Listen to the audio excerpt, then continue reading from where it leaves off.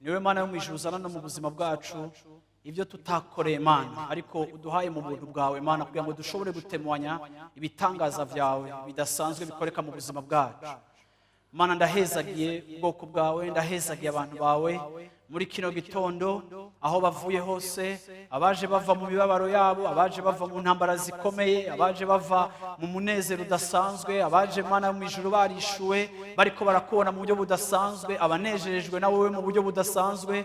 Mana, abantu b'uburyo bwose Mana twakoranye Mana, peu importe situation zacu na circonstance ubuzima bwacu buriko buracamwo, ariko twakoraniye Mana imbere yawe kugira Mana ngo tuguhezagire, dushire izina ryawe hejuru. Bamwe batangaza ivyizigiro vyabo bafise muri wewe, abandi Mana mu ijuru batangaze ishimwe ryabo bafise muri wewe, kuko ari wewe soko y'ivyiza vyose. Nico gituma Mana ndakweretse aba bantu, baba basangwa baba bashitsi, ndakweretse aba bantu bakoraniye hano hantu, ndakweretse imiryango iri muri kino kibanza, ndakweretse Mana mu ijuru imiryango iri represente muri kino kibanza, ndakweretse abakiri bato bari muri kino kibanza, ndakweretse Mana generation zose ziri hano hantu. Mana, ndasenze kugira ngo igihe bagutangira Mana, igihe Mana mu ijuru badafata minenegwe Mana mu ijuru kugukorera no gutanga ivyabo Mana mu ijuru, ngo bashire izina ryawe hejuru.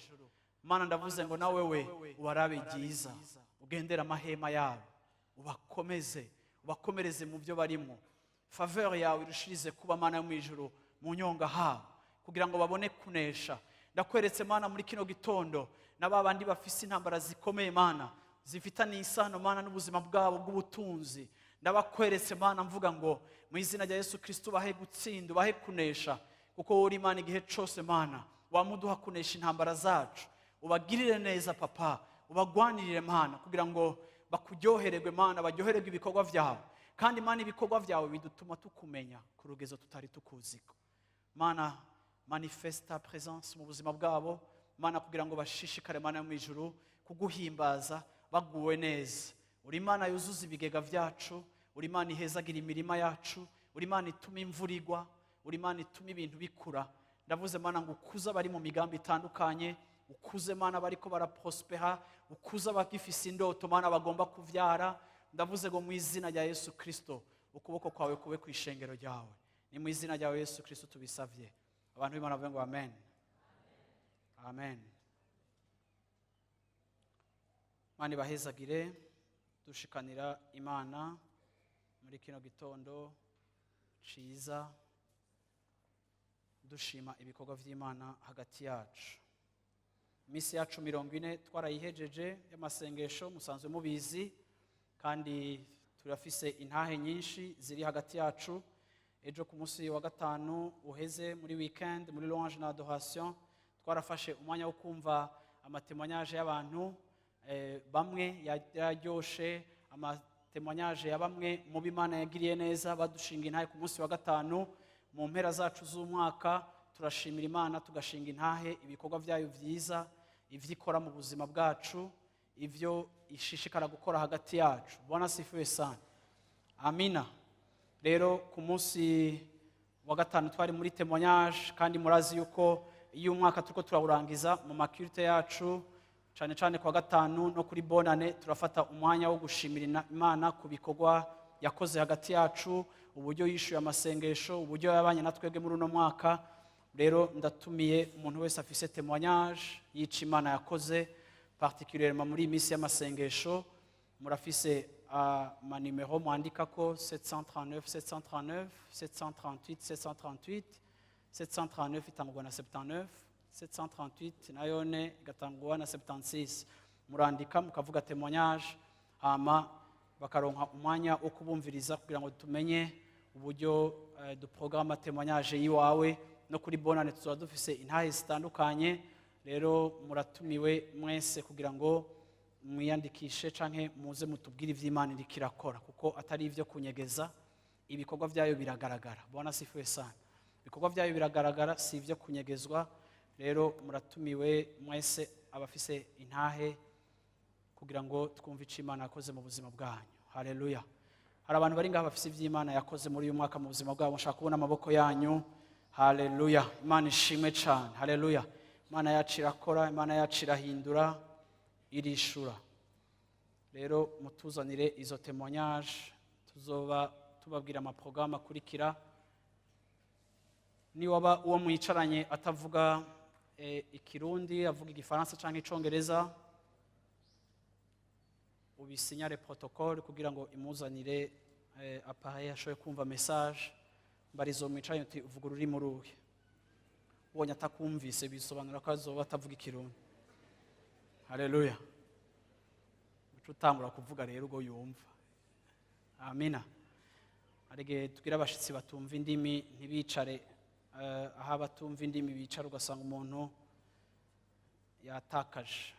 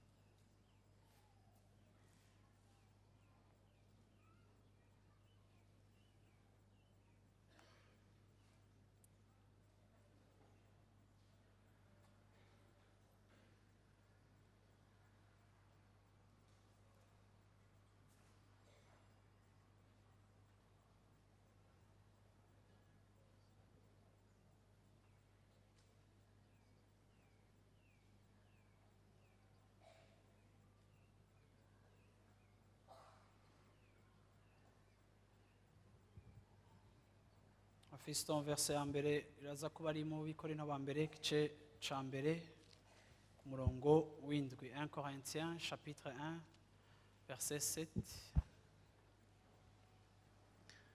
Bituma mutagira ingabire n'imwe muhaza, mwiteze guhishurirwa k'umwami wacu Yesu Kristo.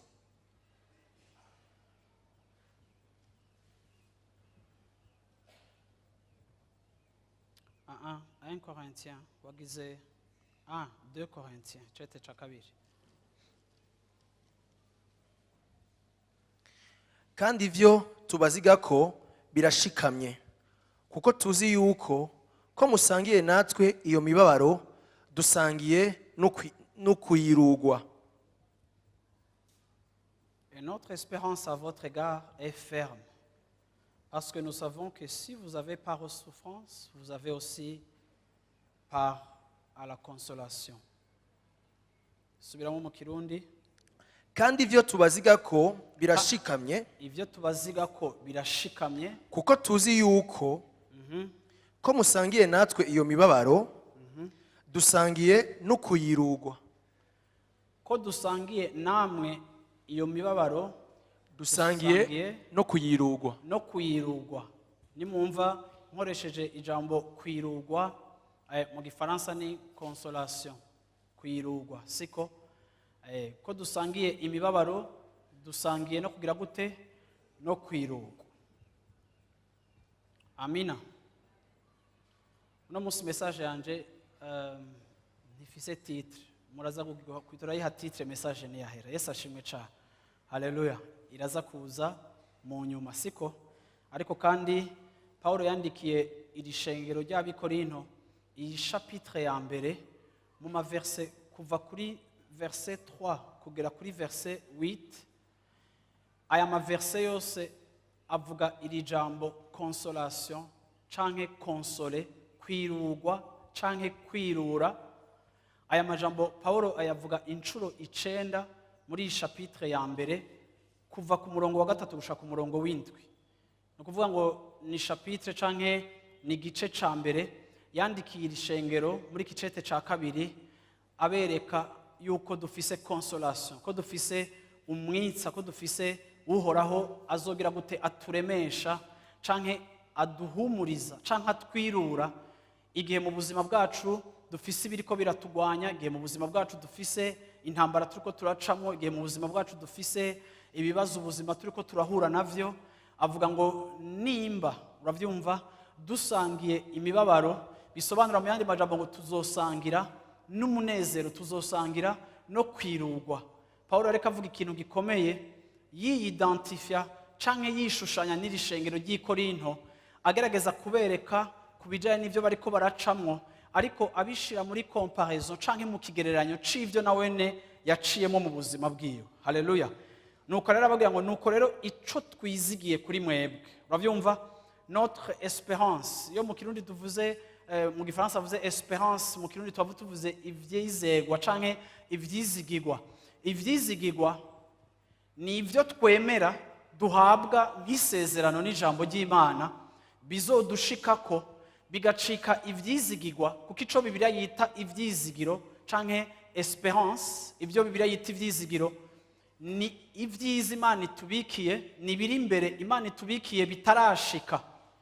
Iyo ikintu twamaze kugishikamwo tukagitambukiramwo ntikiba kicitwa ivyizigiro canke ivyizigirwa, kuko ivyizigirwa ni kitaraba ariko icabaye gicika icabaye nyene. Ariko iyo tuvuga espérance, iyo tuvuga ivyizigiro, tuba tuvuga ibintu twiteze.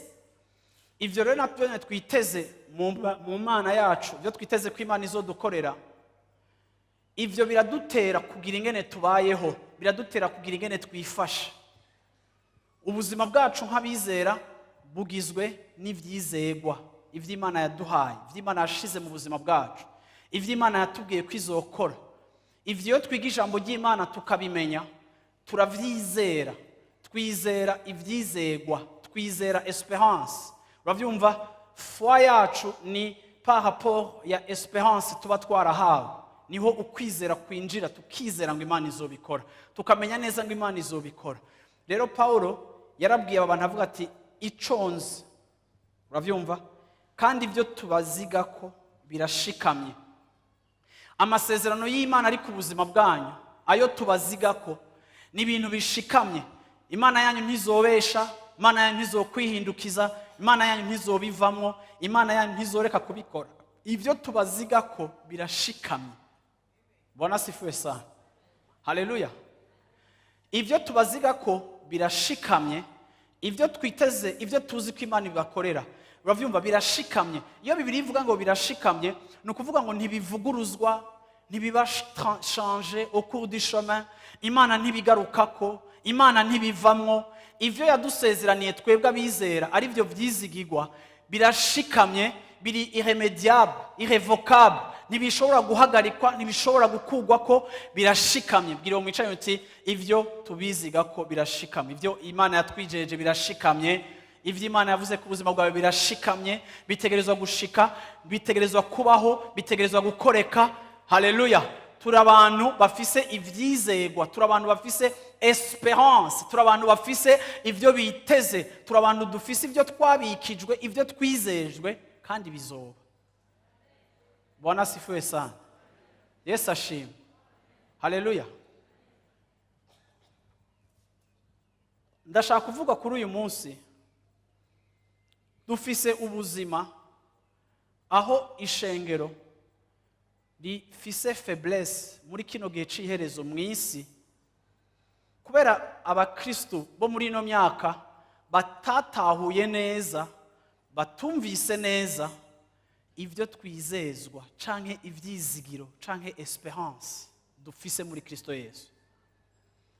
Iyo maze kumenya ivy'Imana inyizeza kwizokora ku buzima bwanje, iyo maze kumenya ivy'Imana inyizeza izokora ku buzima bwanje bw'ubutunzi bwanje, iyo mfise ivy'Imana inyizeza ivyizokora ku bw'umuryango wanje canke ku vy'amagara yanje canke ku bw'umuhamagaro wanje, iyo hari ivyo nabwiwe n'Imana bigacika ivyizigiro vyanje,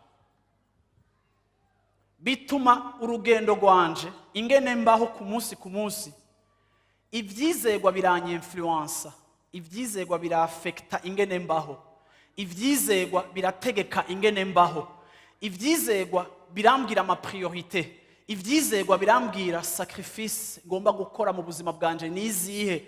Ibyizerwa biradikta ingene umwanya wanje ndawukoresha.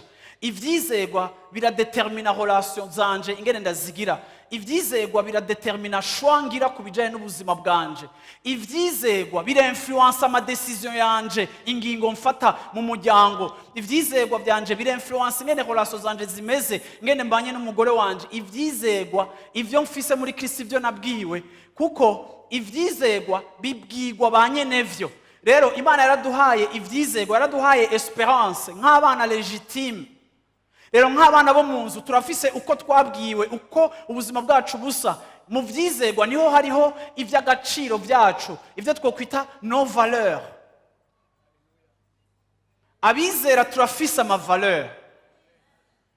Abizera turafise ibyo twemera, kandi ibyo twemera biradetermina ingene tubaho.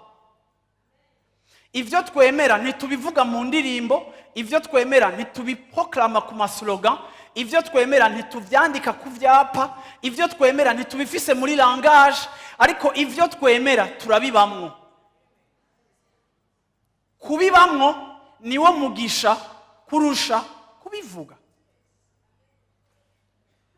Rero Paulo yandikiye iri shengero aravuga ngo ibyo twizera, ibyo twizezwa kubiberekeye turabizi neza kuko ni vyizerwa bishikama.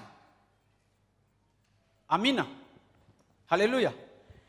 Kuko turabizi neza yuko nimba bihora bishika mwebwe abizera, mwebwe mwamenye Imana, nimba bihora bishika mukababazwa, à coup sûr nimba hariho kubabazwa hariho na consolation. Haleluya. Yesu ashimwe cyane. Muntu w'Imana uri ngaha muri kino gitondo wakijijwe, wizeye Yesu Kristo, umwizeye, umwiteze, wamukurikiye, nimba hariho kubabazwa hariho no kwirugwa. Nimba hariho souffrance hariho na consolation. Bwana sifiwe sana. Yesu ashimwe cyane. Bitegerezwa ivyo vyizerwa tumufise ko birashikamye, ntishobora guhinduka, ntibivaria d'une personne à une autre. Ntibiri valable kuri bamwe ngo ntibibe valable ku bandi. Uravyumva? Ntavyo bagukoreye, nta wakuroze, nta vyakubayeko, nta maji, nta kintu na kimwe gishobora guhagarika ivyizerwa wahawe. Birashikamye, Imana izobishitsa, Imana izobikora, Imana izogira gute? Asangwa ubabazanywa natwe uzohumurizwa co kimwe natwe. Bwana sifiwe sana. Yesu ashimwe cyane. Haleluya.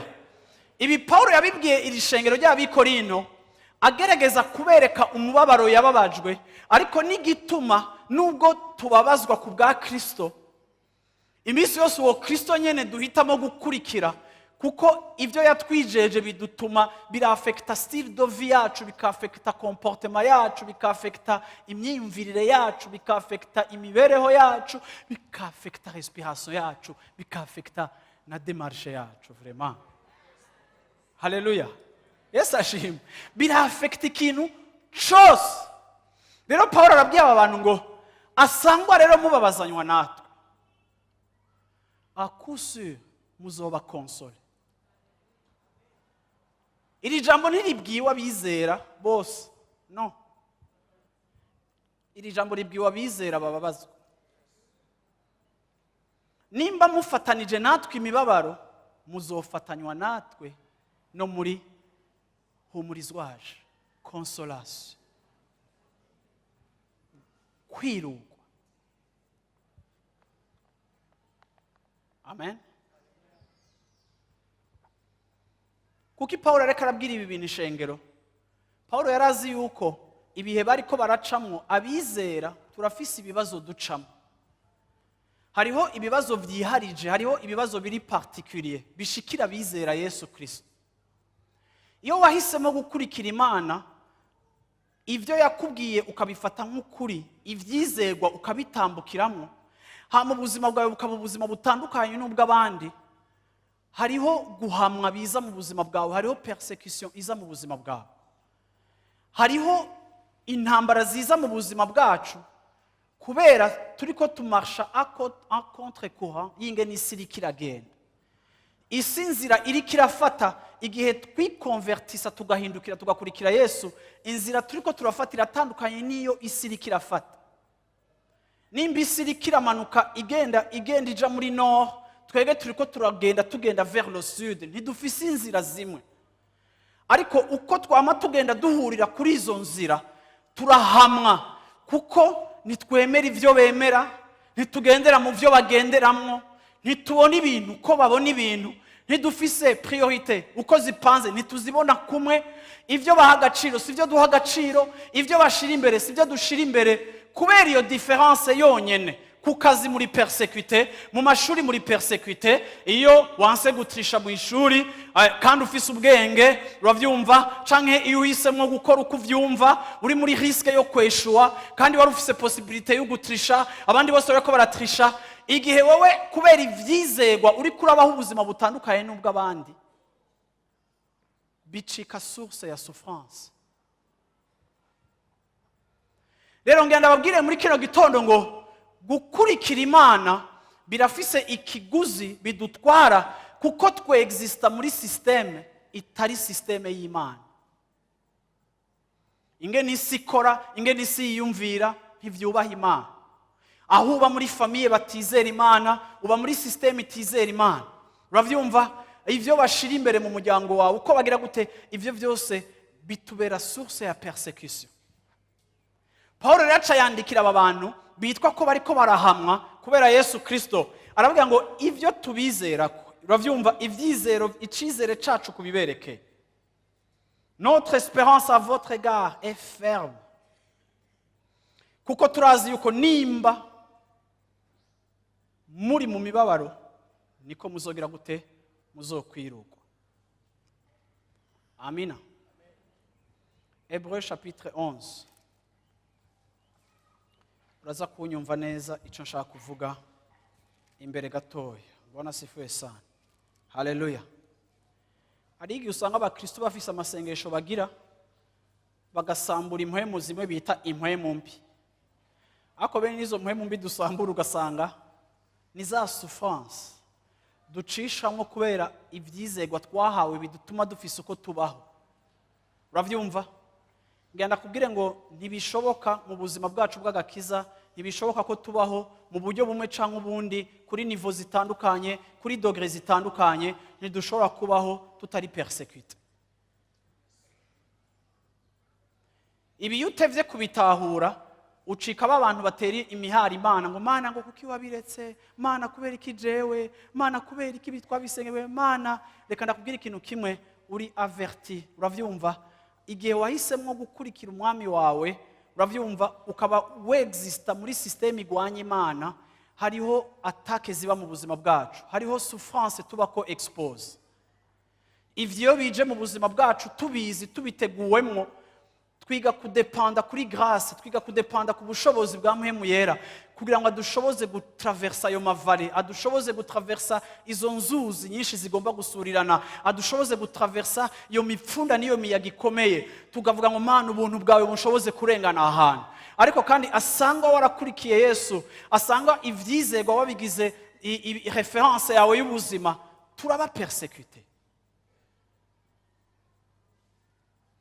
Usomye iki gitabo c'Abaheburayo igice ca 11, guhera ku murongo wa mbere, nshaka guhera ku mirongo ya kure, ni gitabo kirimo record, kirimo igitigiri catubikiye, igitigiri c'abantu benshi Imana yagiriye neza, abantu benshi babayeho mu kwizera, abantu benshi banesheje kubwo kwizera. Ariko kandi kenshi turakunda kwifokaliza ku kwizera iyo turiko turabona ukwizera kuduha ibintu. Ukwizera kuradufasha guposeda, ariko kuri uno munsi muri kino gitondo ngenda nabwiye ngo ukwizera kuradushoboza no guperda. Ukwizera si igikoresho dukoresha iyo tugomba kwakira imigisha gusa, ariko ukwizera ni igikoresho tunakoresha iyo turiko turatakaza. Kandi kenshi mu buzima bwacu gutakaza selon Dieu, non pas selon le monde, gutakaza mu buryo bw'ubumana biri profitable. Naho mu mwanya muto bitubabaza, bikamera nk'ibifise souffrance. Ariko ico ntakaza kubera nazirikiye umutima wanje ku byizerwa nahawe, icyo ari cyo cyose ntakaza kikantera kubabazwa, mu nyuma yo kubabazwa haza consolation. Bwana asifiwe sana. Yesu ashimwe cyane. Abariko barababazwa, Bwana asifiwe sana. Amina. Ngire resume gato y'icyo nshaka kuvuga kuri iyi chapitre. Iyi chapitre ya 11 itubwira ba Abraham, itubwira ba Sara, itubwira ba Noah, itubwira abantu babaye abahizi bo kwizera. Abantu benshi hari igihe bibaza kubera iki muri aba bantu benshi twagiye tubwirwa abantu benshi bo muri Ancien Testament. Ariko kandi aba bantu benshi bo muri Ancien Testament, Hébreux 11 igenda ivuga ko kubwo kwizera bahawe ibintu, aba bantu benshi mwibuke yuko mu buzima bwabo bagize ubuzima, novuga ubuzima bwa pèlerinage, bagize ubuzima bwo kuba inyambukira no kugenda bayerera, bagenda hirya no hino, bagenda gushika mu masezerano Imana yabasezeraniye. Bamwe babaye abahizi, Bibiliya batubwira nka ba Mose, ikatubwira n'abandi nka ba Yosuwa, abo bose bagiye bagenda vers la terre promise. Abo bose bari abantu ubuzima bwabo bwari bufite ikintu cyo kwira poursuivre gifatika cumvikana. Bamwe barondera ubutaka, abandi barondera promesses, yagomba kuba ari promesses ziri physique. Tukabona rero ubuzima bwabo bwo kwizera n'ubuzima bw'urugendo. Bibiliya rero batubwira ko bari abantu b'ingenzi, bagenda à la poursuite, bagenda bakurikirana ikintu Imana yababwiye. Ari ba Abraham bagiye mu gihugu Imana izobagabira, akagiposeda imbere y'uruvyaro ko ruza, uravyumva. Arabandi bose Bibiliya igenda iratubwira bari muri chapitre kumanuka kuva kuri verset 1 ugashika ku verset 35. Bibiliya iratubwira kugeza naho ishika ahantu ikavuga ngo mbega mvuge nde, mvuge bande, mvuge ba Samsoni, mvuge ba Naka, mvuge abasora bagenzi ba Daniel, mvuge nde. Harageze igihe uyu mwanditsi w'igitabo c'abahera buhariyo arahagarika gusita no kunoma amazina, avuga abantu mu kivunge, atagenda aravuga histoire y'umwe wese, ariko avuga ngo abo bantu bose ni vyabona, aba bantu bose babaye abahizi mu kwizera. Ukwizera kwabahaye guposeda, ukwizera kwabahaye gufata ivyo Imana yari yarabasezeraniye. Umurongo shaka gusoma uhera kuri 35 kugera kuri 38. Abagore bagaruriwe, abo babuze bazutse, abandi bicishwa amahiri ntibemera gucungurwa kugira ngo baze bahabwe ukuzuka kurushiriza kuba kwiza. Abandi bageragereshwa gushinyagurirwa no gukubitwa ibimoko, mbere bashigwa mu ngoyi no mu mabohero. Bicishijwe amabuye, bakererwa nko kubiri, baregarejwe, bicishijwe inkota, bayerera bambaye insato z'intama n'iz'impene, bari baburaniwe, bababazwa, bagirirwa nabi. Isi ntiyari babereye ko bayibamwo, bayerera mu bugaragwa no mu bisozi no mu masenga no mu vyobo. Haleluya. Bwana sifiwe sana. Amina. Aba bantu birantangaza, aba bantu bari abantu bizeye Imana. Ariko Bibiliya iratweretse ikintu gikomeye cabaye ku buzima bwabo. Uravyumva?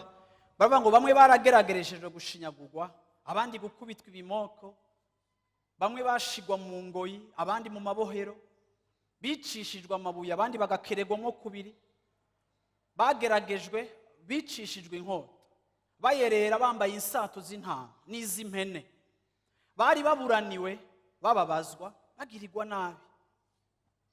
Isi ntiyari ibereye ko bayibamwo, isi yari complex. Ukwizera kwabo kwatuma isi ibaraba nk'abo kuvomisa. Isi yarabaraba kubwo kwizera kwabo, ikumva ntishobora kuba kontena, ntishobora kuba abrita, ntishobora kubaha indaro, kuko ukwizera kwabo kwaje kudefia amalwa yose naturel, n'amaprincipe, n'amafilosofi. Uravyumva? N'ibintu abantu bagenderamo muri ico gihe. Ngo Imana yaryoherewe no kwitwa Imana yabo. Haleluya. Imana yaryoherewe no kwitwa Imana yabo. Imana yishimiye kwitwa Imana yabo. Ariko aba bantu batakaje ubuzima bwabo, bagatakaza inyungu zabo, bagatakaza ibintu byinshi. Nikiye kintu uyu munsi kiba difference cyangwa kibatandukanya natwe, nuko aba bantu kubera ico bari bemeye, kubera ivyizego bari bafise muri Kristo Yesu, Bibiliya ivuga ngo bari bizeye, uravyumva, izugwa. Bari bizeye gloire. Bibiliya inanavuga ngo ntibaranahabwa n'ico bizejwe, kuko ico bizejwe ntibashobora kugihabwa twebwe ishengero tutarimwo. Nico gituma Yesu niyagaruka gutora ishengero hazozuka abapfuye bose. Abantu benshi bakunda kwihenda bakavuga ngo Yesu azoza gutora ishengero. No, Yesu ntazoza gutora ishengero, Yesu azoza gutora abera. Kuko iyo tuvuze ishengero tuvuga abizeye inyuma y'urupfu rwa Yesu Kristo ku musaraba.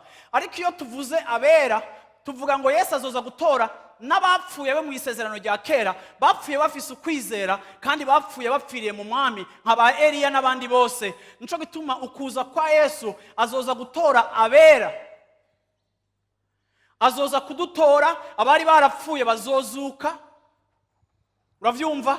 Abakiriho natwe tugende kumusanganira. Ivyo ni vyizegwa, iyo ni espérance dufise.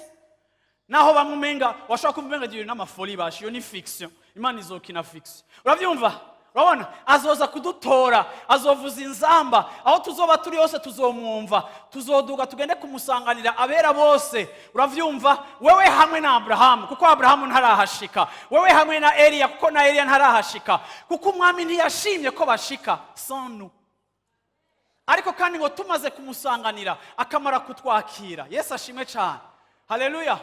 Muri iyo acte yiwe amaze kugenda akatugira parfait, akadutunganya gose, tuzogaruka gutegekana nawe ducira imanza amahanga imyaka 1000. Haleluya. Imbere yuko vyose birangira. Ivyo ni vyizegwa dufise, ivyo ni vyizigiro mfise. Ivyo ndavyibutse ndemera ko vyinfluence ama decision yanje n'ubuzima bwanje, kuko ivyo ni vyizegwa. Bisa nk'ibisazi ariko Imana yabizirikiye ku mitima y'abizera. Muri twebwe na mpwemu yera muri twebwe barerekana bakavuga ngo amina, ivyo ni ukuri. Muri twebwe iyi croyance umenga iri fou canke iri folle, sero yuko iri masculin canke igize gute, ariko kandi turavyemera. Yesu ashimwe cyane. Yesu ashimwe cyane.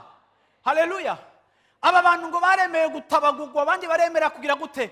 Reka ndababwire abantu b'Imana, uno munsi faiblesse ya eglise y'uyu munsi nuko abakristo ataco bari prêt gutakaza kubera croyance yabo. Muri generation tubayemo, mu gihe tubayemo, hari immoralité, hari amafuti menshi, isi ikirononekara, isi ikirasambuka. Bibiliya ivuga ngo isi iri ku gihe c'iherezo ryayo, kandi Bibiliya ikatubwira ngo izogenda iba mbi. Bibiliya ikatubwira ngo uko igihe ciwe co kuza cegera niko n'ishengero, uravyumva, mpwemu yera azogenda badeverse, uravyumva, akazana réveil. Ariko si ivyo gusa, uretse ko mpwemu yera azotangwa kandi agasukwa kugira ngo benshi bashobore gukizwa, ni naco gihe tuba persécuté, kuko ivyo twemera abandi ntibavyemera. Hari ikintu ntemera vraiment. Sinemera iyi sorte y'abakristo bikomprometa n'ikintu cyose kiri muri societe. Ibintu byose abantu bemera uravyemera, ibintu bose abantu bajamwo urabijamwo,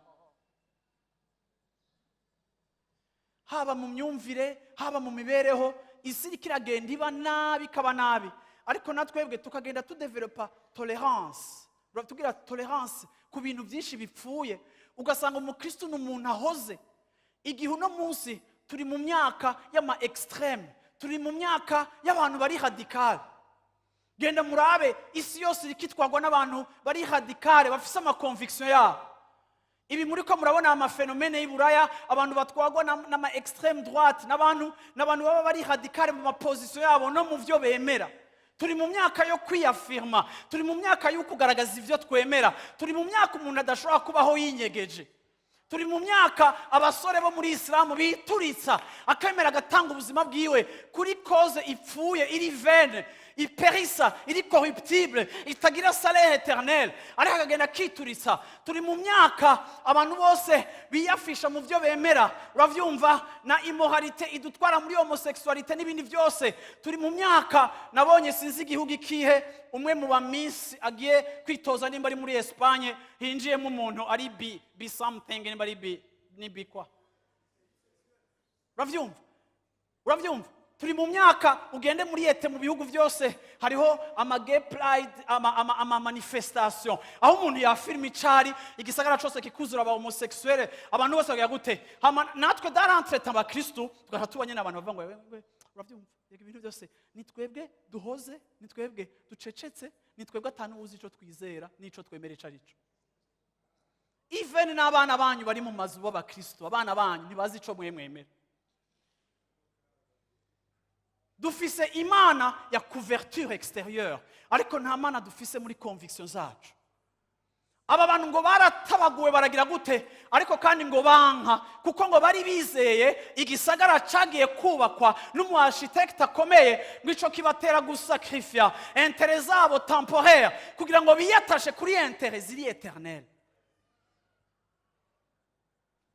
wewe uri umuntu wa compromis wicaye mu bantu bavuga igishegu nawe uragiparticipa kugira ngo iyo milieu ntikurojete wicaye ku bantu uravyumva wicaye muri cercle zose uzirimo cercle zose usa nuko zisa uyu munsi usa natwe kuko uri mu ishengero uravyumva nibaza gusohoka ngaha ku mugoroba aho uza kuba uri ku mugoroba uza kubusa naho uri caméléon spirituel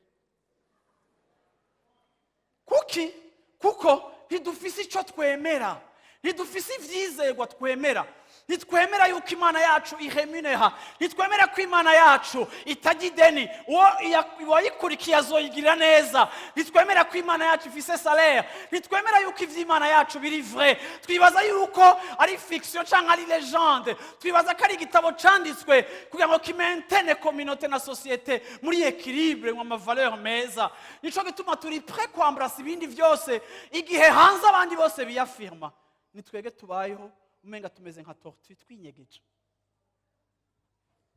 ngo imana ngo bayizera ngo ni mu mutima ngo ni yanje yego ni yawe none iyo biyabandi kwe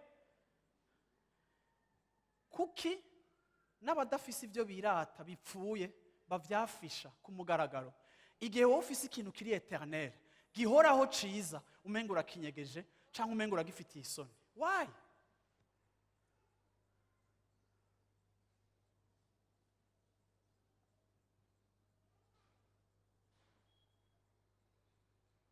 igihe kimwe Bibiliya ivuga ngo Yakobo yahuye na Esawu atasha arushe ariko Esawu kuko yari umukozi arushe ashonje Bibiliya ivuga ngo bahuye Esawu asanga Yakobo muhira ariko arateka Yakobo aramubwira ati Esawu aramubwira ati ndashonje ngaburira ndashonje ngaburira inyishu ziri express inyishu ziri rapide inyishu zinyaruka kwishura ikibazo cyo muri imedia inyishu tubayeho ubuzima turashaka inyishu ndakunda inyishu zinyaruka yaba Imana ibintu byose yo bima binyarutse ubu nyene sinzi n'ibintu byoca biba kuko mfise ivyipfuzo byinshi Imana itaranyishuramo ariko inyishu ziri rapide zirakunda basha sinobabesha nanje ndumukunzi w'inyishu zihuta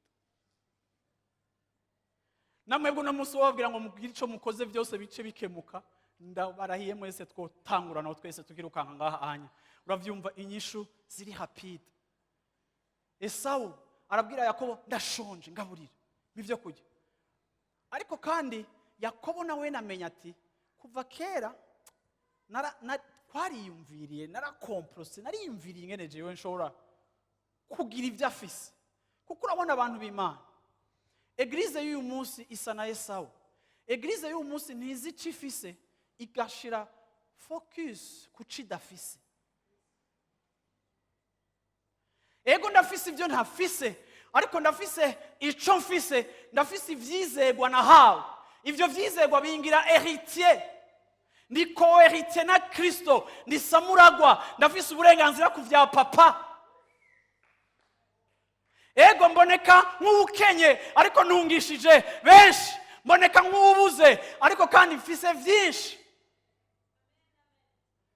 Imana mu gihe gikwiye iramaterializa ico yaguhaye ariko kandi n'uruhe rugendo hagati ya position iri mu uyu munsi n'umwanya Imana igiye kumaterializa ico yaguhaye mu vyizigiro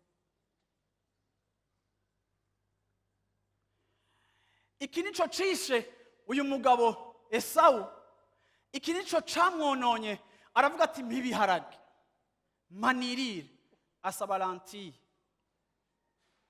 Mwene wabo aramubwira ati jewe vraiment ndabona ko ushonje, ariko kandi mu mutima we aribwira ati ngomba kumufatira muri faiblesse kugira ngo ahononse kuca afise kiri meilleur pour embrasser ico adafise kiri cassé. Kugira ngo muco cassé vraiment.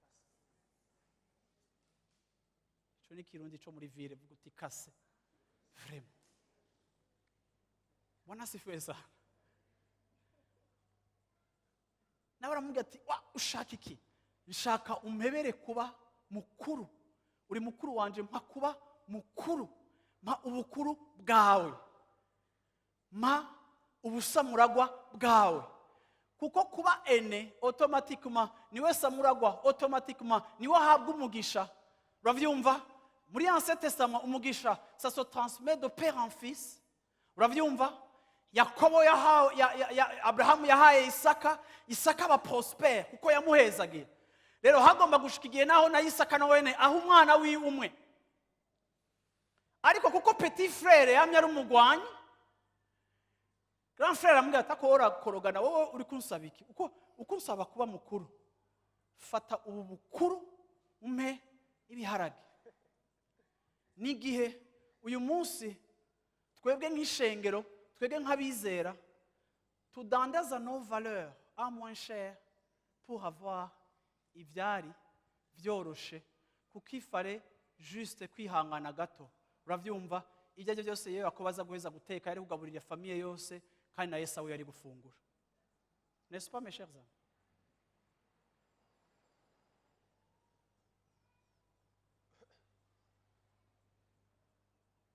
Nyanabwiye muri kino gitondo ngo turi abana b'Imana, twarakijijwe, twarababariwe.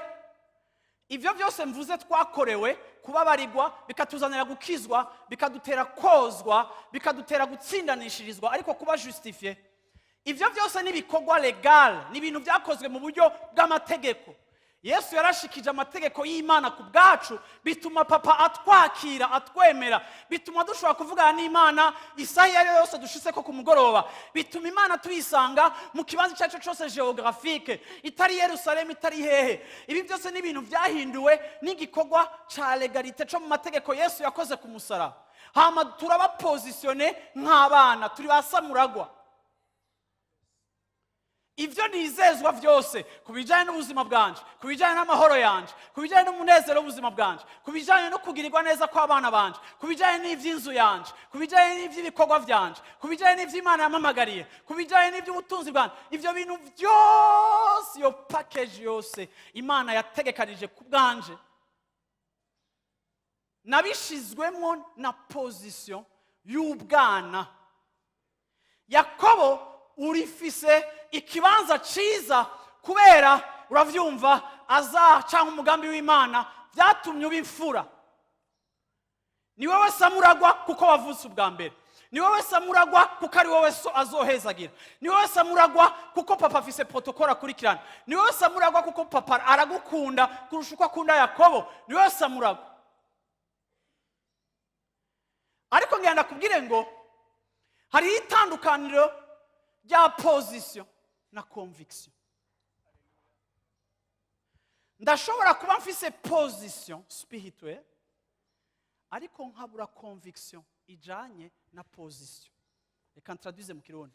Ndashobora kuba mfise igihagararo kinyemerera ibintu kanaka, ariko nkaba nafise icemezo cyo mu mutima kinyatasha kuri vya vyizegwa bimbwira ko ndi héritier, ku buryo nshobora gukunda iyo héritage bikantera gusufra naho inzara inyishe, kuko je peux accepter de souffrir, kuko umunsi héritage no mugisha wa papa uzonza ko uravyumva nzokwaccessinga kuri consolation.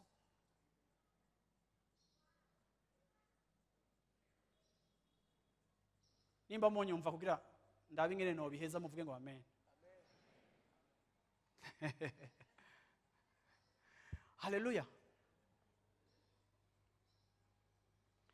Yakobo, Esawu ni imfura, Esawu ni héritier, Esawu ni wagiye guhezagira.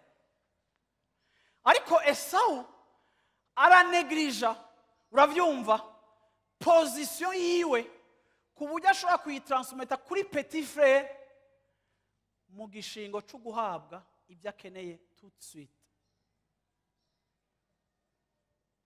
Bantu b'Imana, turiko turicigwa mu buzima bwacu bwa kino gihe kudatakaza place cyangwa inyungu zimwe zimwe ufise mu buzima, zaba ari inyungu za famiye, zaba ari inyungu z'ubutunzi.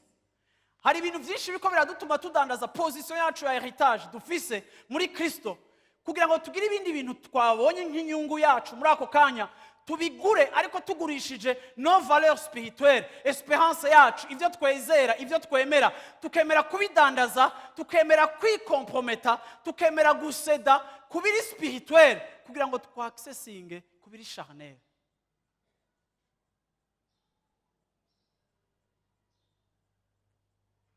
Ariko icyo kwizera gukora kigomba kuba à l'inverse. Ngomba kwemera guseda kubiri charnel, naho nkeneye gufungura nkemera nkabiseda ko, kuko amavaleur y'Imana niyatashije ko ntinyemerera kujya indya zije muri iyo condition. Ndaselectiona ivyonja, ndaselectiona ukuboko kwa bitetse, ndaselectiona condition zo gufungura. Simfa ivyo mfunguye, abo hanze bapfa ivyo bariye, abo hanze bapfa ivyo basimbiye ko, ariko abo mu ihema ry'Imana, abo mu nzu y'Imana, aba ku gicaniro ntibapfa ivyo bariye, ariko iminsi yose baraba motivation iri inyuma y'ukuboko kutugaburira, bakavuga ngo izinjya ntazonge.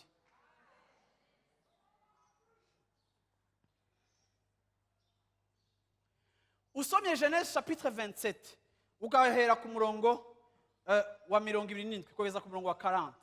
Genèse chapitre 27 du verset 27 gushika kuri 40. Aha anya ya Esawu, Isaka arashaje. Isaka agira hezagire umwana ntakibona, agira tanga umugisha, agira tange heritage. Isaka yiteguriye kubikorera nde? Esawu aramubwira ati mwana genda ndonderera akanyama mfungure, ugarutse ndaza kuguhezagira. Wari umunsi udasanzwe, wari umunsi extraordinaire, wari umunsi special, yari ceremony idasanzwe. Umwana aragiye guhiga, aragarutse avuye guhiga, me aca sanga darantreta petit frère na nyina abakomprotere b'abashampion mu rupangu. Uravyumva, bahejeje kumasika ibintu byose, umwe yamaze kwiyambika ivyoya yigize Esawu. Uravyumva, hari ahantu se amubwira ngo akamoto, uravyumva, ijwi ni rya Yakobo, ariko kandi uravyumva umubiri ndumva ubwoya ari ubwa Esawu. Se yari confus, kuko abantu b'Imana reka ndakubwire ngo nyene uravyumva ibintu byacuramye, ibintu nyene biba byacuramye, nta kindi vyokaziyona atari confusion. Aha kuri 27 uyu mupapa agira hezagire rero gushika kuri verset 40. Aramwegera, aramugumbira, yumva ubutamirane bw'imyambaro yiwe, aramuhezagira ati, ndashaka mumva uyu muhezagiro bimwe na rwa grave, umuhezagiro bahezagira umusuma, umvirize. ati ubutamirane bw'umwana wanje bumeze nk'ubw'umurima uhoraho yahaye umugisha. Haleluya. Nuko Imana iguye ku kime kiva mu ijuru, no ku biboribori vyo mu ndimiro hakikimbe impeke na vino. Amoko aza gukorere, amahanga aza kwikubita imbere. Uzuganze abo muvukana, bene nyoko bakwikubita imbere. Uzo kuvuma wese avumwe, uzo guhezagira wese ahezagirwe. Nuko Isaka arangije guhezagira Yakobo, Yakobo akiva imbere ya se wiwe Isaka, Esawu mukuru we aca arahiguka. Stop. Aya majambo Isaka ahejeje kuvuga kuri Yakobo ari muri vya vyizegwa, byari ibintu au moment opportun bigomba kuba horashe kuri Isaka, bikaza nka consolation igihe cyose yihanganye arindiriye bijya bintu. Ariko kuko Isaka spirituellement yamaze kuhononsa kuri Esawu, yamaze kuhononsa mu mwemu, agatransfera kuri petit frère ibyagomba kuba ivyiwe, nyene na spirituel ibintu biri yaranja, kuko ico wanegrije warakinegrije. Sasa nimwumve rero, Esawu aragarutse aje kwa papa we ati papa ndashitse nanje.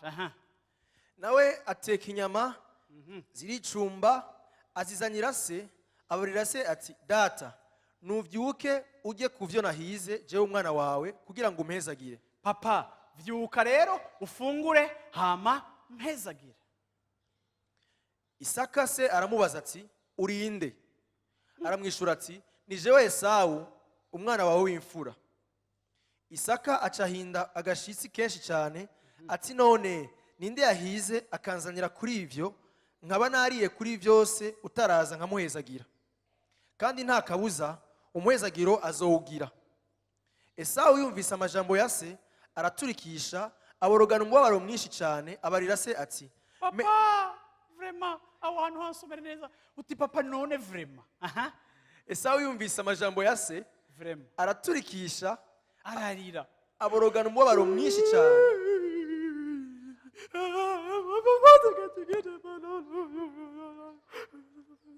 Ibyo byabaye ryari? Oya Esawu, ntibyabaye uyu munsi, byabaye wa munsi.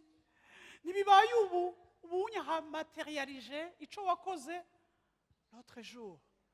Kuko tu veux la bénédiction, tu veux l'espérance ko yishitswa mu buzima bwawe, ariko dans le passé ntiwemeye gutanga ikiguzi cyo kugira accès ku byo uri kurareklama. Urashobora kurira ukaboroga, ariko amarira yacu ikintu natahuye ntahindura le loi spirituelle. Imana yacu c'est pas un Dieu émotionnel. Imana yacu si Imana ikora mu bintu by'ibigumbagumba. Imana yacu iri juste, iragororoka, ubugororotsi n'umwambaro wayo, imanza zayo ziragororotse. Imana yacu yaratubwiye ngo ehe nguhaye ubuzima n'ubugingo. Shwa zacu ziradetermina ejo hacu kuntu hasa. Imana ntituvyora, Imana yaturemye turi vyaremwe biri special. Specialité yacu ihagaze muri faiblesse yacu, ni capacité à opérer des choix. Imana ntiyaremye ibihobo iterekomanda bikeexecuta canke bikunama. Abamarayika baramuhimbaza mu ijuru, sinzi conscience yayo batera guhimbaza, sinzi motivation yabo yo guhimbaza, ariko twege turi vyaremwe biri special kuko Imana yaduhaye gushwazisa kugira ngo nayo nitambukane na twebwe bivaye na shwa yacu. Imana irashobora kugupositiona spirituellement mu kibanza, ariko wewe uracafise uburenganzira bwo kugira refus yici guhaye. Irashobora kuguha position spirituelle, ariko kandi nimba ama conviction ufise mu mutima adashobora kudefendre position yawe, conviction zizoprima sur la position, kuko position yama iri prophétique, imenyeshwa kare kugira ngo influence imibereho, uyimenyeshwa kare kugira ngo igutere kugira ingene ubayeho, uyimenyeshwa kare kugira ngo ikondisione ubuzima bwawe, uri atashe kuvyizegwa. Ariko nta na rimwe position iri automatique, nta na rimwe position iba confirmée en dehors de la foi. Yo nimba munyumve simvuze induru. Yesu ashimwe cyane. Erega numva umenga igori ririnje. Yesu ashimwe cyane. Bwana asifiwe sana. Shengero ry'Imana turabuza umugisha, turarira nka Yakobo, turatabaza nka Yakobo, ariko turabujijwe umugisha no kutabaho mu maconviction y'ivyo Imana yadushize mu mutima. Nous sommes des croyants kuri étiquette, kuko papa yanyise Mariko.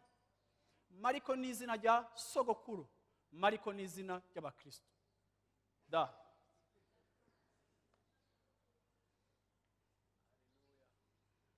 Kuki uza kuririra Imana soko y'umugisha wawe igihe utigeze uvaloriza ico yakugize dans le passé kugira ngo ugitambukiremwo, ariko ugaturitse ukarira. Mu nyumba ngo aramubwira ngo papa, umvirize yena mwibwira hepfo ngo papa, eske nta wundi mugisha, nta ufise umuhezagira papa, ariko wewe ninda nindesho nyene tukubaha ufise umugisha umwe. Erega soma niko yatubwiye, mumvirize. Mpezagira nanje se muvyeyi wanje. Muvyeyi wanje mpezagira. Aramwishura ati murumunawe yaciye mu bugunge, peti yako yabaye bandi, atwara umuhezagiro wawe. Atwara umuhezagiro wawe. Aramwishura ati Yakobo ni Yakobo koko. Sha papa wacu avatisha uyu mwana twisi gisuma ni gisuma kwe. Yakobo ni Yakobo nyene, abaye nkuko izina ryiwe riri. Izina ni ryo muntu. Izina ni ryo muntu. Yambereye intonyotsi kabiri kose. Yanyaze kuba samuragwa, none asubiriye n'umuhezagiro wanje. Yanyaze wa musi nshonje, antwara droit de nesse. Uravyumva? ariko ntabwo utwaye icya kabiri ari wo mugisha wawe. Oya, umugisha wawe yawutwaye wa munsi wamuha droit de nese yawe. Ni erreur ya analyse uri kurajamo.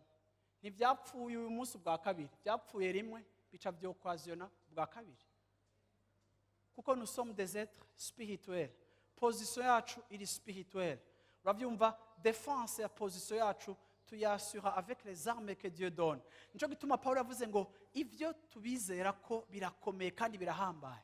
Asangwa mu rugendo rwanyu na Kristo mwarababazanywe nawe co kimwe natwe. Sinkekeranya yuko asangwa souffrance yanyu yavuye kuri appartenance yanyu kubyo mwemera. A coup sûr, papa wo mwijuru azobakonsola. Azobakonsola Esau asangwa mu gihe kanaka wari yifashe inzara ikakwica, ariko ukanka kudandaza ibitadandazwa kubera uri attachée ku byo uzohabwa ku iherezo. Haleluya! Muri kino gitondo dufise uruta Yakobo, muri kino gitondo turufise uruta Isaka aduhezagira, ariko kandi uwo nyene aduhezagira, uwo nyene yokaziona, uwo yorchestra, uwo dirige nos pas, uwo adutwara muri destine yacu, agenda twexposa ku ma decision dufata akomeye ubuzima bwacu ari déterminant pour la finalité. arongera aramubaza ati nta muhezagiro wansigarije namba. Nta muhezagiro none ga papa, basi ko ubimenye, basi kumenye ko yivye, none nta numwe usigarije. Isaka yishura Esawu ati Vraiment, erega namaze kumuha kukuganza, ega namaze kumuha kukuganza. Imviriza rero bizoca bimushika ko rero, kandi abiwabo nabamuhaye ngo bamusabe, nabi wabo nabagize abakozi biwe, kandi namweguriye ingano na vino, kandi namuhaye ingano na vino. none no gukorera ikiga mwana wanje. None ugamwana we wumva ari kiye no gukorera kindi. Esawu abaza se ati mbega muvyeyi, wari ufise umuhezagiro umwe gusa? Vraiment, Meza- papa, vraiment, none hajya vraiment byakwera nyene uri se 1 benediction 1 kamwe niko wari ufise, nta bindi, kuko mu byo wavuze numva utambwe woba wari ufise umwe gusa. Mpezagira naje se muvyeyi wanje. Wavema mpezagira vraiment. Esawu araturika ararira. Ararira rero birantangaza ingene abakristo bacika aba intercesseur iyo baguye mu magafa, baba basenzi, bakaba basenzi. Uravyumva, iyo bari muri consequence y'igafe zabo bacika abasenzi. Iyi intercession y'umutipa ari bwirateye ubwo, papa aramubwira ngo namuheza, nta wundi ufise. Babyita nyene ngo uravyumva ngo coinsista, uravyumva ngo ni wasenga ngo avec insistance, uravyumva ngo icuzo cusaba zocugira. Uravyumva amatekinike yose nyene nk'umuntu agira kata, yagize karate, amatekinike yose ukayakoresha. Turega papa ufise umugize gutera, ni murabe iyi conscience afise ya benediction. Ariko kandi ukibaza kuki ya neglige iki kintu ari muri besoin. Bantu b'Imana ngomba kuvuga ndangize iyo histoire. Iyo turi muri besoin tuba turi vulnerable. Iyo dufise ico tubuze tuba turi fragile. Situation yawe irashobora kukuhanda fragile. Kandi mu gihe ca fragilité nico gihe turi susceptible, turi tenté gufata ama decision mabi. Nico gituma Bibiliya ivuga ngo uravyumva, nimuze kuri jewe warushe n'abaremerewe. Kuko igihe ndi asayi, igihe ndi atake mu buzima bwanje, igihe ntumberejwe ko n'imyami myinshi mu buzima bwanje, nico gihe nkeneye presence y'Imana kugira ngo ingide mu madecision nshobora gufata. Kuko ico gihe la chair iri kuri podium, irahagaze kandi irakomeye, kandi iriko irahovandika ivyihovandika. Nta kindi gishobora kuyabata no kuyifragiliza no kuyikubita hasi kiretse presence y'Imana mu buzima bwanje. Nico gituma uzokumva umuntu akubwira ngo uko maze imisi ntakubona, shango pasa ngo ndi mu bigeragezo bikomeye cyane, ko maze tunone kuri mu bigeragezo bikomeye ko ntakikona muri eglise. Ko nivyo gusenga numva binshisha. Voilà. Abantu bari faible babandona amasamble kuko bariko barategwa. Ariko nico gihe cawe ciza cyo kuza kumva icimana iriko iravuga. Kuko Imana irashobora kumva ijambo rijanye n'ivyo uri kuracamo, ukamenya ko uhoraho Imana yawe yabiravye, utarinze no kuza kubimbarira. Ukavuga uti n'ijambo ryanje imana yasanze Eliya mu kigeragezo iramuvyura ntiyakimutabara ariko imuvyura kugira ngo imugaburire. Iramubwira ngo Eliya fungura kuko urugendo rwawe ruracari rurerure. Imuha umutsima n'amazi kugira ngo abandanye ahunga. Imana ishobora guhindura ikibazo ntaco yahinduye, ariko yamuretse ashishikara muri processus ya refuge, ariko kandi bamezuri yo kumugaburira muri refuge kugira ngo ntapfire muri processus, kuko yari mutegerereye a destination. Nigenda kugira ngo Imana yashobora kutabigutabaye ikibazo cyawe uyu munsi, ariko ikaguha umukate biciye mu cakoretse hano hantu, ikaguha amazi biciye mu cyo wumvise ngaha, bikagutunga kugera muri Mars. Ariko wagera muri Mars ukibaza ngo urishuwe, ikaguha uyundi mukate ukutwara ukagera muri Juillet 19 igahera atanyishu, ariko 19 igahera wabonye ukuboko kw'Imana kukugaburira. Haleluya! Inyishu yaza ukavuga ngo nabonye inyishu z'Imana, ariko nabonye n'ukuboko kw'Imana kungaburira nka kwa kundi bagaburira umubebe ngo mila akagutamika kuko ni papa. Ariko ntihere kugutamika iyo ari kugushobora kwitamika, abanza kukwambura ibyo witamika kugira ngo agushobore kuba amezuri yo kugutamika, agutakazisha ibyo ufise kugira ngo rimwe na rimwe umenye bezo yawe na dependance ugomba kugira kuri we. Ibi byose bigize ubuzima bwacu, ariko nk'uko nous avons part à la souffrance, à coup sûr j'aurai part à la consolation. Vuga ngo amen. Vuga ngo amen. Vuga ngo amen. Ku myaka yose ngaha mwese aho mugeza aho muri mwese murafise ukuntu muri solliciter n'amasolution facile, ariko mwese murafise choix par la foi yuko ivyizegwa biri strong, biri bon kurusha les solutions faciles. Wari washitse kuri kahandi. Se wiwe Isaka aramwishura, atuzoba kure y'ibibori byo mu nzimiro. Yo uzoba kure ya prosperity kwe, uzoba kure y'ibibori byo mu ndimiro. Uzoba kure y'ikime kiva mu ijuru. Yo uzoba kure y'ikime kiva mu ijuru gisobanura grâce na faveur y'Imana. Inkota yawe niyo izokubeshaho. Wewe icuya cawe, rya jambo Imana yabwira Adamu mu itongo, icuya cawe, inkota yawe niyo uzokubeshaho. Nukuvuga ngo urugendo rwawe ruzoba mekanike, urugendo rwawe uzokwikiza, uzokwitabara ata intervention y'Imana irimwo, nk'uko abagiriwe faveur n'Imana bayigirirwa. Uhora akabashoboza, uhoraho akabaterura, uhora akabahanda capable, uhora agasiga amavuta urugendo rwabo rukanyerera, uhoraho agakrea situation aho ibintu biri facile kuri bo. Wewe uzokwitabaza inkota yawe, kandi uzokorera muri umunawe, kandi uzoba umukozi wa petit frère, kandi igihe kizogera uzokwigobotora. Ariko nawe hari ivyizigiro, igihe kizogera uzoronka independence. Amen. Abafana ba Yesu abuti amina. Twahejeje 40. Wikunkumure ingogo yakwambitse mu izosi. Uzokwikunkumura ingogo. Urazi ingogo ni cacuma bambika aba esclave kugira babashire kwisheni bashoboye kubatwara. Ati iyo ngogo yakwambitse mu izosi, uravyumva uzoyikura ko yayimwambitse ryari? Wa munsi amuha ibiharage, kumba mukubise ko amasiporo y'amashene. Ego, twahejeje bantu b'Imana, ntidushobora gukengera ibyo twemera. Ntidushobora kuba twemera ko twahezagiwe na Kristo ariko tukabaho tukifata nk'abatahezagiwe. Nabonye nimba ari ikintu ca mbere kiri dangereux ni idini. Idini ritugira aba specialiste bo kugira amasloga meza.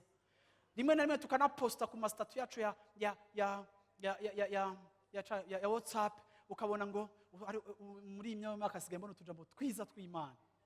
Abantu baba tuba turi mu ma message du jour, uravyumva turimo amakombinezo meza dupanze neza, ukumvise wumva umenga nakantu nyene wogashira muri rap nyene, uravyumva ukabona nyene utujambo nyene baraposta. Turi mu myaka abakristo baraposta, turi mu myaka abakristo basharinga utuntu, ariko kandi tukaba no mu myaka ataco uravyumva bashobora, uravyumva bari prêt kudandaza leur valeur, uravyumva bije sur le plan pratique.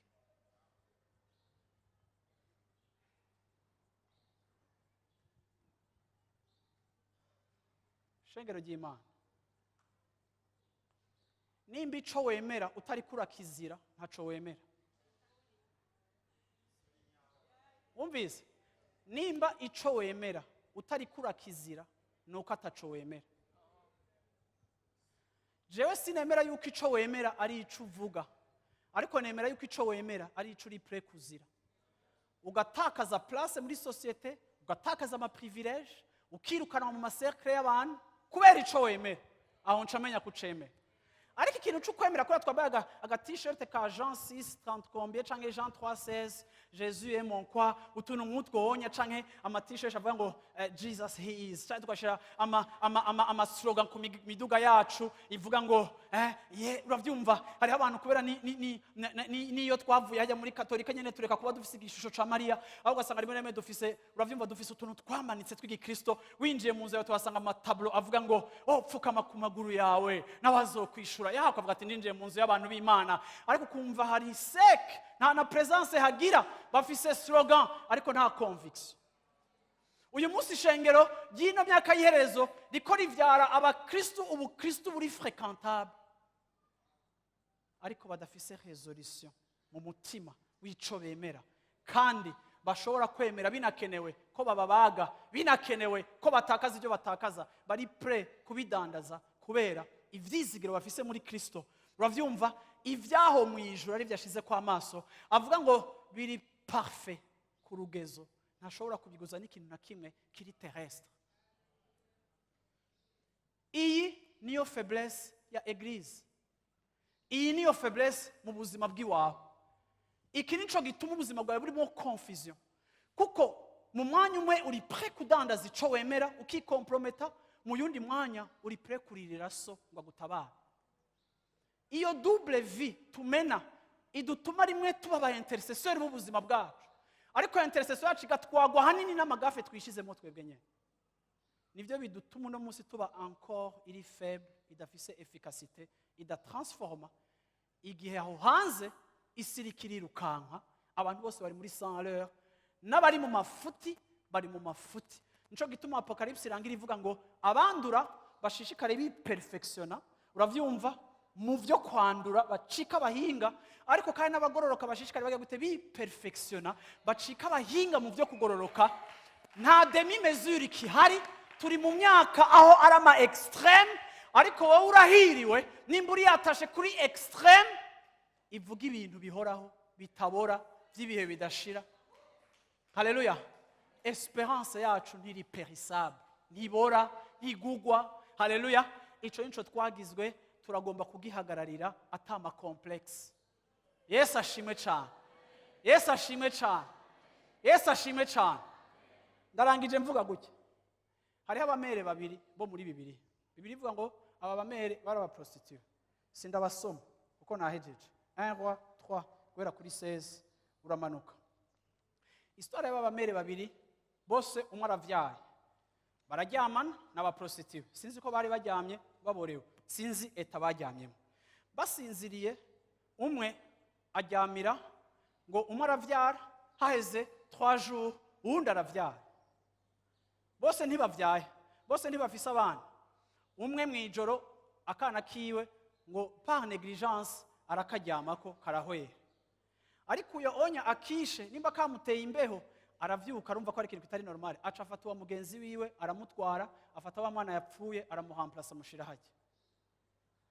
Wa mugore w'umwana wa vrai akiriho agiye kwa Salomo, aravuga ati mwami, histoire yacu imeze ukubonye. Arayimura konta ati rero ducira urubanza. Wa mumere wundi wahagipembere na wene ateka nuwanje raba la preuve nije ndamufise. Wowe ufise umwana wawe agapfa ntunabimenye, je ntura ko ndamufise. Salomo arazazanigwa kuko revendication y'abantu irashobora kuba irashobora kuba imwe, bose bakavuga bimwe. Indirimbo y'abantu irashobora kuba imwe, mwese ngaha mwaririmbye, mwese ngaha mwatamvye. Indirimbo y'abantu irashobora kuba imwe. None niyihe ndirimbo ya vrai, niyihe ndirimbo atari ya vrai? Niyihe ndirimbo iriko iratraduiza ukuri kubayiririmba niyi? Aba bagore nimba bari bimereye nk'abagore bo ngaho hepfo muri Kongo, nibaza yuko nimba ari ukurira bose bararize. Salomo akaraba ingene bikumbagaza, akabona umwe yagize amaturusisi, akabona undi aciye akubita 12. Salomo akavuga ati je vraiment mu bintu bifatika, bantu b'Imana, ega mu bintu bifatika biragoye kumenya. Nico gituma rimwe na rimwe circonstance n'umuriro, circonstance ni test y'ibiri vrai. Ariko biragoye rimwe na rimwe à l'œil nu gutya tubiraba kumenya iby'ukuri ibyo ari byo. Hari n'igihe usanga umugore yarasimba cyane impuzu zigakoroka ari wa wundi yibye.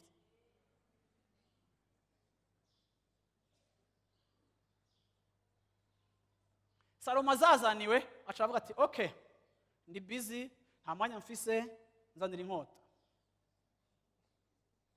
Hama akakana gasigaye ndakamanyuramo kubiri, umwe aratwara parti yo hejuru, undi aratwara parti yo hepfo, mumva imbere.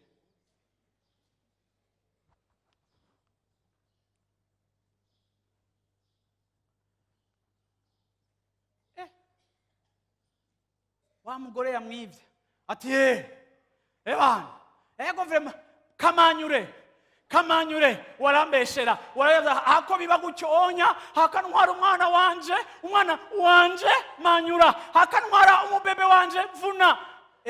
Wanje uravyumva, langage ya appartenance, décision ya contraire ya appartenance niki, nagira ngo départenance kugira bijaye nivyo nako navuga. Ivyo uri kurahovandika ntibisa n'ivyo uri kuravuga. Uri kuravuga ko ari uwawe, uri kuravuga ngo bamumanyure. Haleluya. Shengero ry'Imana, turi mu myaka ishengero, ivyo tuvuga n'ivyo tuhovandika n'ivyo dutemwanya bitandukanye na decision zikurikira turiko turaaplika mu buzima.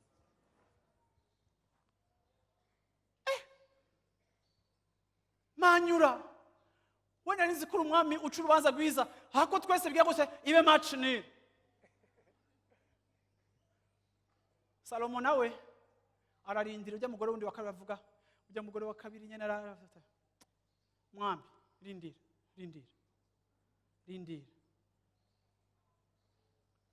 Ndemera ko uyu mwana ari uwanje. Uravyumva? Ivyo namye mvuga nivyo nshishikara kudefanda. Ico nakubwiye kare nico nemeza. Hako umumanyuramwo kubiri. Uyu mwana n'ubuzima bwanje. Je suis attaché à la vie. Mfatanye nawe. Uravyumva kuba humeka ndiho. Uravyumva niwe buzima bwanje.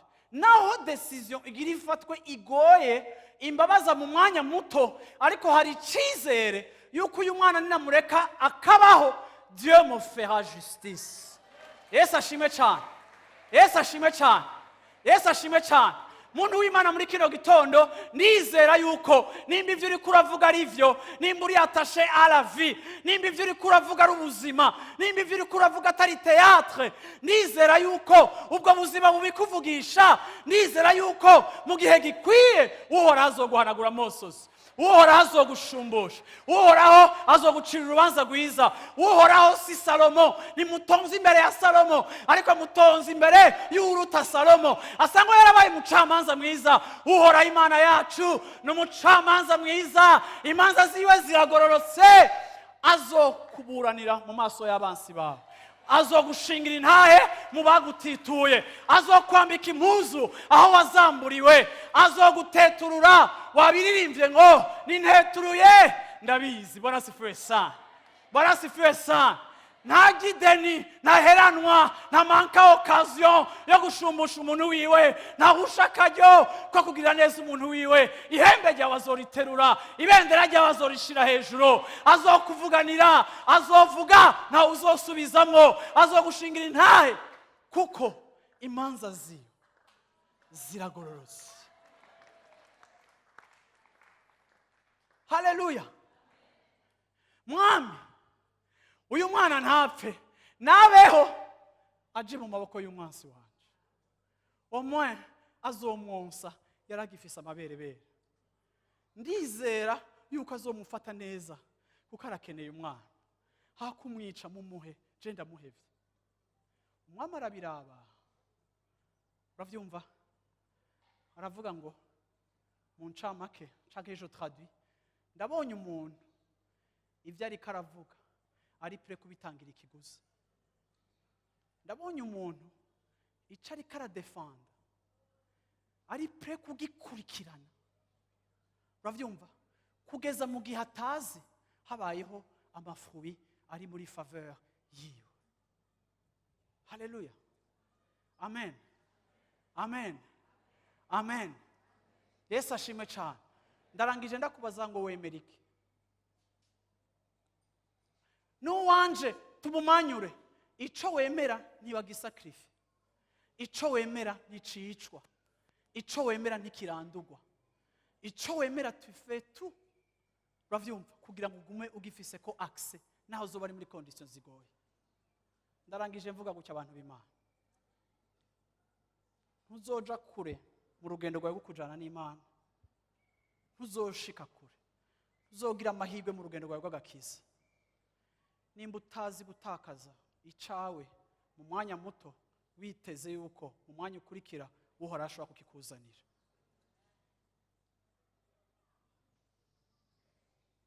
Ibi nivyo twita kugira ivyizigiro bitanyiganyizwa. Aho turi convaincre ko Imana yacu sangwa twarababajwe muri yo izodushumbusha. Yesu ashimwe cyane. Sinkeneye kwigeragereza, sinkeneye kwigwanirira, sinkeneye ariko ndarindiriye. Ndi imbere y'umucamanza. Uwo mwana nabeho. Ariko kandi ndafitiye confiance y'umucamanza ko aza gushora kwa presi. Asanga ujya mugore yari yizeye ko Salomo yoca urubanza rwiza. Asanga ujya mugore yaratonze imbere ya Salomo. Ngenda kubwire muntu w'Imana uri ngaha. Uriko urasubisa injustice, uriko uraronka ama montage y'ibintu bigucafuza, uriko uraronka ibintu vyonona ubuzima bwawe, uriko uratevya gushika mu byo wiri witeze kurindiriye. Muntu w'Imana ngenda bikubwire n'umutima uri ferme, uri sûr, uri wowe wese unkurikirana, ndakubwiye ngo iyasezeranye niyo kwizigirwa no kubikora izobikora. Ntizova muco yavuze. Yarasinye ntiyakoresha signature, ikoresha amaraso y'umwana wiwe. Izana muhemu yera amera nk'ikidodo kimatanisha ishashara cemeza yuko ico yavuze. Uravyumva? Nimba yaguhaye gage ya Saint Esprit nuko ico yavuze azogikora. Nimba tonagikora uzomuburanya, kandi nimba tonagikora uzosigarana na muhemu yera nkuko abandi basigarana na titre de propriété y'inzu yawe muri banki. Wowe uzofata muhemu yera nimba uhora atabaye umwizigwa mu byo yakubwiye. Ariko asanga ari we data wa consolation. Ndabwiye umuntu ari hano hantu ngo Imana igukonsola, Imana ikwirura, Imana iguhoza, Imana igukanagura amosozi, irahari, iracahari, iriho n'uyu munsi muri kino gitondo, iriho muri iyi saison. Ndavuze ngo izobikora. Abantu b'Imana bavuge ngo amen. Hama duheze, hama muhaguruke, hama dusenge, hama duhamagara Imana yacu ivyizigiro bitanyiganyiza. Haleluya. Haleluya. Haleluya. Haleluya. Ta fidélité est grande. Ta fidélité est incomparable. Nul n'est comme toi, ô Seigneur. Grande ta fidélité. Ndashaka indirimbo mu gapiano gusa atayindi instrument. Ta fidélité est grande. Alléluia. Ta fidélité est incomparable. Nul n'est comme toi, ô Seigneur. Grande ta fidélité. N'umwizigirwa mu buzima bwacu. N'igihe twe tutarabizigirwa bazohora n'umwizigirwa. Ntabivamwo, ntaruha, ntaja kunywa itabi, ntaja kuri plage. Ariko aradukorera, ariko arakorera ishengero ryiwe, ariko arakorera abantu biwe. Ahari hose mu buzima bwawe wasubishije injustice. Muri kino gitondo ndagomba kwizera la consolation. inshuro 9 Pawulo yaravuze le Dieu de la consolation, le Dieu qui console. Niwe aduhanagura amosozi, niwe atuhanda justice. Niyigeze adutuma kwigwanirira. Nico gituma Dawidi yavuze ngo antegurira ameza mu maso y'abansi banje. Mu gihe bibaza ngo ndakaheze ndarangiye, arategura table nkafungura. Nimba ashobora kuba yarafungura, nuko umuntu afungura abafise amahoro yo mu mutima. Igihe uhora gukikuje mu mpande zawe zose. Tu peux manger. Il est notre justicier. Ni wachimanza zitunganya kuri twebwe. Ni watwibuka, ni watugirira neza. Haleluya. Warakurikiye Imana. Petero yaravuze ngo Imana ishimwe nimba uri kurahamwa, utari kurahamwa kubera amakosa wakoze, ariko asanga ihamwa ryawe ari kubera kumvira Yesu. Imana ishimwe kuko uri kurashishikara. Yaravuze ngo ndiko ndaheza imibabaro ya Yesu mu mubiri wanjye. Yaratubwiye ngo bazobanka kuko nanje baranyanse. Le serviteur n'est pas plus grand que son maître. Ariko kandi yarababwiye ngo nabasengeye, yaravuze ngo data bo wampaye ndabakweretse ntihagire n'umwe azova amaboko yanje. Reka nakubwire ntiwasengewe na pastori, ariko Yesu yaragusengeye. Aravuga ngo data aba nabo uzompa ku bwaba abanje ndabasengeye.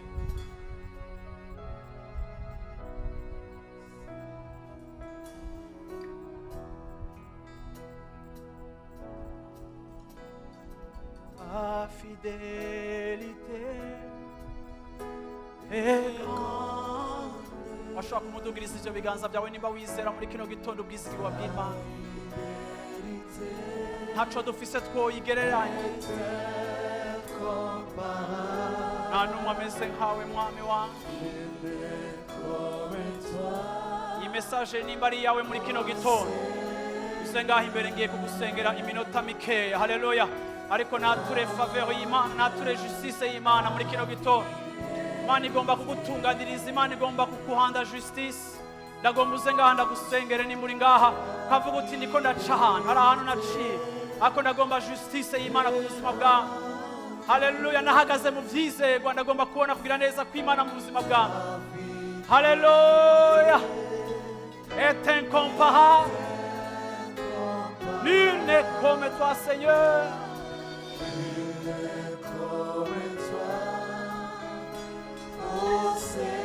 Arabo muhemu yarayambwiye ko agomba guha umukate wo mu rugendo rwabo rwo muri sezo barimo. Nawe uze ngaho imbere ndagomba kugusengera. Haleluya. Oh, ta fidélité, ta fidélité est grande. Ta fidélité est incomparable.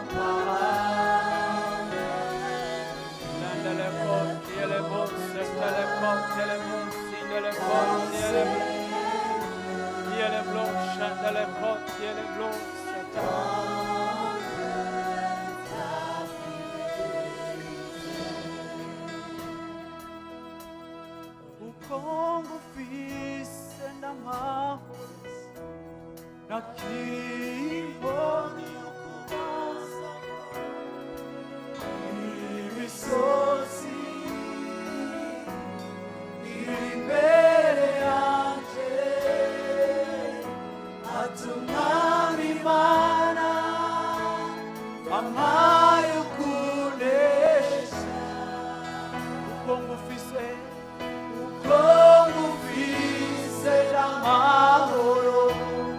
Aqui,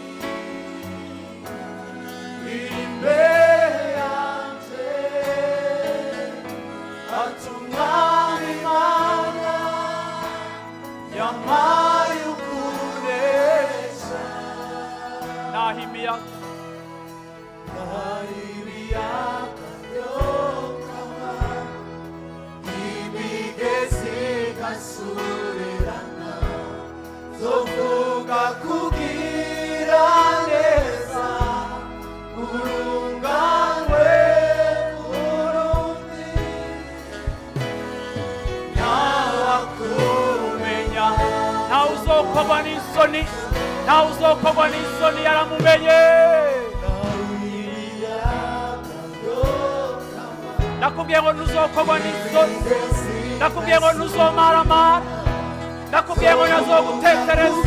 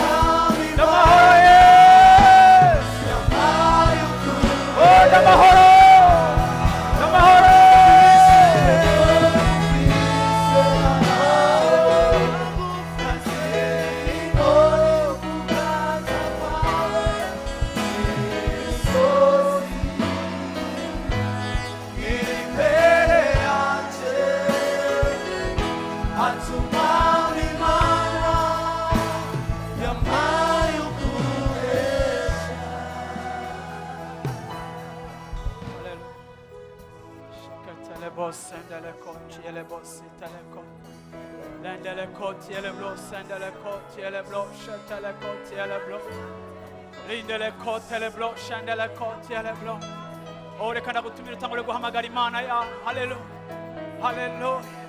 Ibyizigiro byawe birashikamye, ibyizigiro byawe birahambaye, ibyizigiro yaguhaye birakomeye n'ibinyeganyizwa. Tangura kumuhamagara ku buzima bwawe, tangura kumuhamagara ku rugendo rwawe, tangura kumuhamagara mu buzima bwawe, tangura kumuhamagara. Celui qui produit le vouloir et le faire, celui qui apporte les convictions dans nos cœurs. Niyo Mana itwemeza mu mutima, ibyo yakwemeje izobikora, ibyo yakwemeje azobishitsa, ibyo yakwemeje azobishitsa. Ateramiye ijambo ryiwe kugira ngo arishitse muri we, nta kubesha kurimo. Muri we il n'y a point d'ombre de variation. Il ne change pas, il ne change pas, il ne change pas, il ne change pas selon les saisons, il ne change pas selon les circonstances, il ne change pas selon le pays, il ne change. Niwe mpamagaye Imana muri kino gitondo, niwe mpamagaye Yesu. Kugororoka kwacu, kugororoka kwacu, kugororoka kwacu, kugororoka kwacu, kugororoka kwacu. Ndaguhamagaye mu buzima bw'uyu mumama, kugororoka kwacu. Ndaguhamagaye mu buzima bw'umupapa, kugororoka kwacu. Ndaguhamagaye mu buzima bw'uyu mwana, kugororoka kwacu. Ndaguhamagaye ku buzima bw'uyu jeune fille, kugororoka kwacu. Ndaguhamagaye kugororoka kwacu, kugororoka kwacu. Notre justice, notre justice, notre justice, notre justice, notre justice.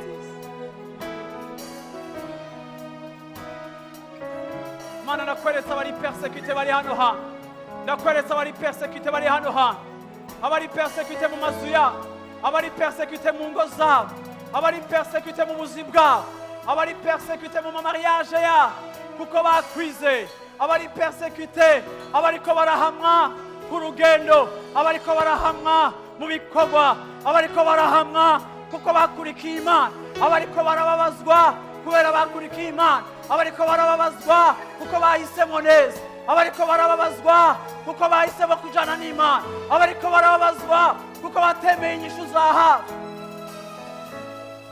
abariko barababazwa Mana kuko bihanganye, abariko barababazwa kuko bakurindiriye Mana, abariko barababazwa kuko bakwiteze Mana, abariko barababazwa kuko batashatse kudandaza position yabo spirituelle washize. Bamwe baratutswe, abandi baratwenzwe, abandi barabwiwe amajambo n'abantu, ariko muri kino gitondo ndahamagaye faveur yawe hejuru y'ubuzima bwawe, ndahamagaye ikiganza cyawe gikomeye kwa kuboko Eliya yabona, kwa kuboko Eliya yabona, kwa kuboko wa mugore yabona, kwa kuboko k'umucamanza.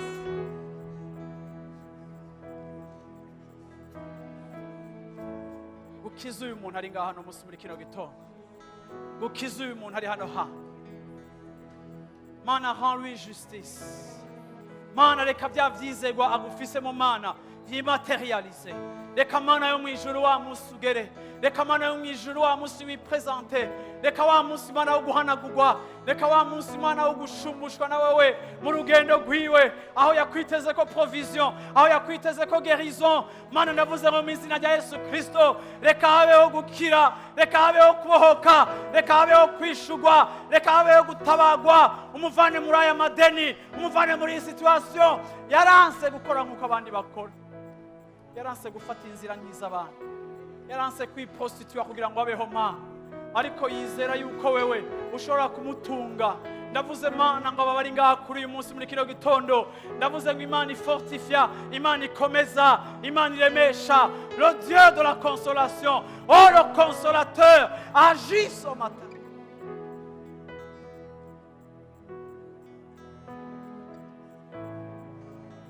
Agis papa, agis papa, agis papa, kora papa, kora papa, kora papa. Reka nsaba ishengero ryose muhagurutse, tangure guhamagara Imana.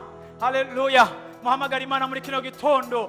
Le Dieu de la justice, aho ukeneye muri domaine yariyo yose y'ubuzima bwawe kubona la justice de Dieu, aho ukeneye kubona mu buzima bwawe, haleluya, Imana iguha ibisa n'ubuzima. Wa mugore yamusubije umwana, yamuhaye ubuzima. Hari ubuzima agomba guha ishengero ryiwe, hari ubuzima agomba kwambika ikoraniro ryiwe, hari ubuzima agomba kugutumbereza ko, agomba kukumanukiriza ko, hari ubuzima bwiwe bugomba kutudubiza muri wewe. Hari grâce iri special, hari grâce iri special, hari grâce iri special. Twese tudugije ibiganza byacu. Mana, ndakweretse imiryango yose ikoraniye hano hantu, ndakweretse aba bantu bose bari hano hantu. Mana, Mana ni wowe twizera, Mana ni wowe twakurikiye, Mana ni wowe Mana waduhaye ibyo twemera mu mutima wacu. Mana, uku kwizera Mana dufise muri wowe kwaduteye kugira ibyo dutakaje, kwaduteye kugira ibyo duhevye, kwaduteye kugira ibyo turekuye. Kuko Mana twariko turondera impera y'ibihe bidashira, twariko turondera impera iva mu kuboko kwawe, ariko Mana turiko tuboneka nk'abari inyuma y'abandi, turiko turaboneka nk'abagowe kurusha abandi, turiko turaboneka nk'abakengeretse, turiko turaboneka nk'abahombye, turiko turaboneka nk'abatakaje. Ariko mu mitima yacu turazi yuko Mana turabahirwe muri wewe. Oh, matérialise la promesse dans cette maison papa. Shitsa amasezerano Mana, shitsa amasezerano Mana kuri abantu bari hano hantu, shitsa amasezerano Mana kuri abantu bari hano hantu. Oh, shitsa Mana, shitsa Mana, shitsa Mana. Oh, bahimpamba ibaha gushika, bahimpamba ibaha gutrindira, bahimpamba ibaha gutumbera. Ndavuze mu izina rya Yesu Kristo, abatewe mu vyimviro, abari muri confusion, abariko barazazanirwa, abariko baribaza ngo Imana irihe, abariko bati imihari ku Mana, ndavuze ngo esprit de confusion disparaît au nom de Jésus. Impwemu yo kuzazanirwa ikuve ko mu izina rya Yesu Kristo. Imana ikuremwe kw'ivyizigiro by'abizeye, Imana ikuremwe mu ivyizigiro by'abizeye, Imana igushiremo ivyizigiro by'abizeye, Imana ishira ivyemezo mu mutima wawe mu izina rya Yesu Kristo. Nduguruje ikirere hejuru y'ubuzima bwawe, ndategetse ngo ibintu bikoreke.